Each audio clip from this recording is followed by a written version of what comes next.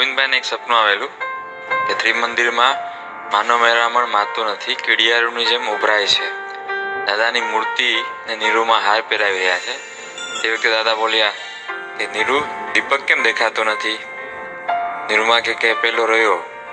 દીપક અને ડિમ્પલ જન કલ્યાણના કામ કરે છે ને. પછી નીરુમાં કે દાદા, આયુષ્યકાળ લાંબો ટૂંકો થાય? કે સામાન્ય રીતે ના થાય, પણ જો કોઈ સમર્પિત ભાવે આયુષ્ય સમર્પિત કરે તો ફેર પડે. કેમ પૂછવું પડ્યું? નીરુમાં કે છે, આ દીપકનો આયુષ્યકાળ લાંબો કરવો છે તો તમે કહ્યું તે સંદેશો આપું. દાદા કે છે, આ કામ થઈ જશે ને વધારે જન કલ્યાણનું કામ